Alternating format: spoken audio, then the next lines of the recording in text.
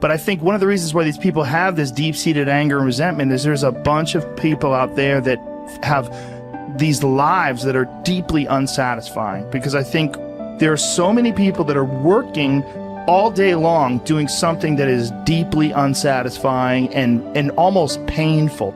Yeah, it's soul killing. Soul killing. Yeah. They're stuck in traffic all day, and then they're stuck in a cubicle after that. They relish the time to take a shit in the bathroom and look at their phone. I mean, they literally do that. That's a highlight of someone's day.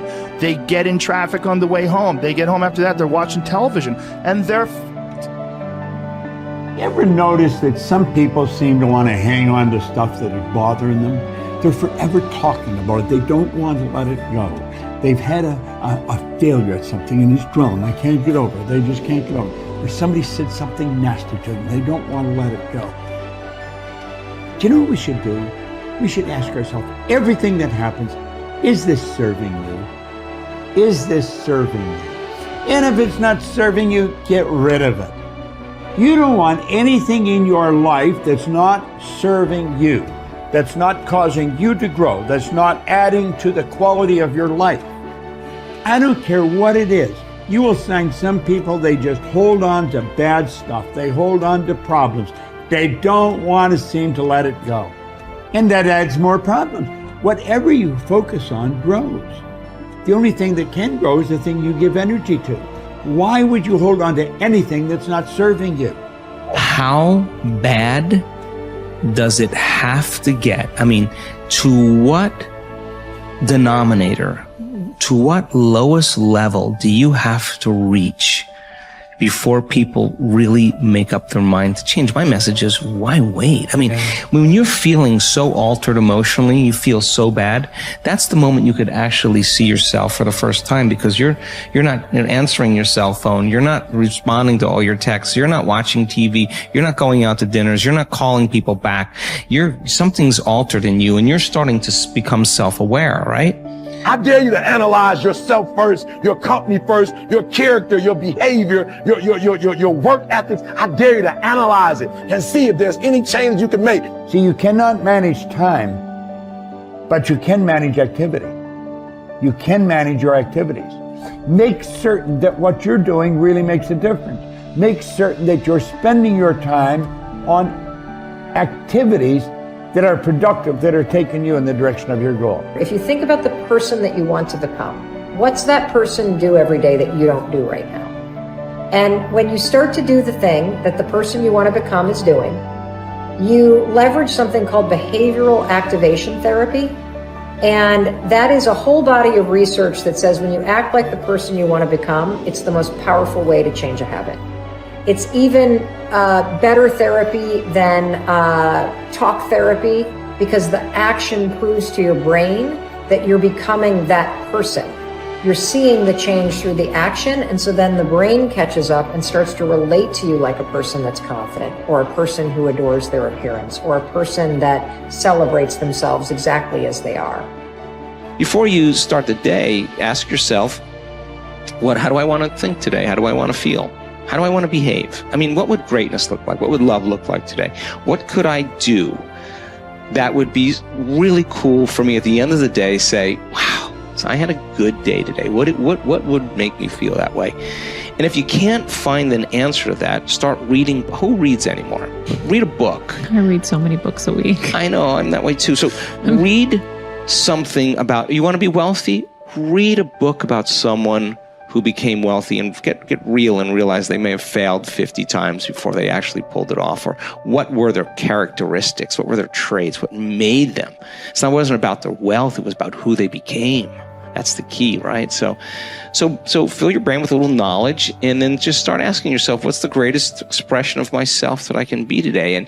And rehearse it. Rehearse how you're going to be. And then if it leads to a different choice, that's the unknown. Mm-hmm. And just know that it's not going to be predictable. It's going to be a little uncomfortable. That's where the magic happens. If you can stay relaxed and awake in the unknown, things get pretty exciting. When you're back to the known, you're back to the familiar. Don't expect anything to change in your life. And if you say it's that person or that circumstance, you defaulted and went back to the program of the victim, allowing your outer environment controlling your thoughts and feelings. If you truly do this well, This is what I discovered. If I truly feel the feelings of my future before they occur, and I live in that state, I'm no longer looking for it to happen. How could I look for it if I feel like it already has, right? So I try to stay in that state, because then I'm not separate from it.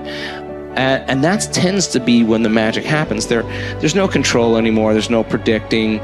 There's no perfectionism. There's none of. All there is just kind of an experiment. Like, I'm experimenting to see if I changed my thoughts and feelings, if my life will change. And that should be the experiment everybody has. And do it with curiosity, and do it with just seeing if the experiment works. If it doesn't, change something else about yourself until it starts to work. Deciding who are we going to be. You know, we shouldn't hope to end up one day a magnificent, strong, beautiful, capable, kind, loving person. We should start living like that today, hopefully, so that we become that. That who we become is not an accident, but hopefully a purposeful intent. That our days and how we approach our days are literally driven by the intention of who we're going to bring. That we bring our character into each of the circumstances of our lives, and by doing that, maybe we can't always direct every circumstance of our life. We can't control everything, but we can certainly control our responses to them. We can certainly dictate who we're going to be in those circumstances, and that helps us achieve our ultimate destiny that we desire, not one that just lands on us. I think the other thing that really comes to people's into their power is when they really discover that, you know, each of our days is something that we can also design. Not just design who we're going to be. How are you going to design your day? What's this day going to be about? What's going to get your attention? What's going to get your focus? And what should not be getting your focus is just your inbox, or just what I call browser blackout, clicking around on all these blue links or images, or swiping here and swiping there, and then losing 4 or 5 hours of your day. Because what ends up happening for so many people is they lose 2 or 3 hours to distraction each day, maybe 4 hours of distraction of television a day. And over the course of their lives, now a decade is gone of opportunity, a decade of missed opportunities to connect with your family, to achieve your dreams, to work a little harder, to contribute that thing you always contribute, to learn that skill that you wanted to learn. Like, we have to decide on our days. We have to design them. We have to wake up and decide what this day is going to be about, what's going to get done, what's going to deserve our focus, who will we reach out to, instead of just responding to everybody else's needs. Look back over your life and ask yourself, what activities, behaviors, or decisions have been most responsible for my success in life to date? You will probably find that less than 5% of the things that you have said or done have accounted for most of the success you have enjoyed. You may find that it was your unique ability to solve a particular kind of problem or to take advantage of a particular type of opportunity. You may find that your special talent was an interpersonal skill that enabled you to influence and persuade other people at a particular time and place. You may find, on analysis, that it was an ability to take charge and accept responsibility for accomplishing a particular goal. Whatever has been responsible for your successes in life to date may be a good indication what you should be doing in the future. Analyze your work based on the measure that I call return on energy. Leaders in every field deliberately apply their talents and energies where they can achieve their greatest return on the amount of energy, mental, emotional, and physical, that they invest in any endeavor. They refuse to take on jobs or work in areas where they cannot perform at exceptional levels. They treat themselves as valuable resources, and they spend their energies very carefully. One of the questions that you might continually ask yourself is this the best possible use of my time and energy? Is what you are doing right now the most valuable thing that you could be doing, given your particular combination of talents and abilities? Often answering this question will help you to see that there is a vast difference between what you are currently doing and what you should be doing if you want to be fulfilling more of your potential.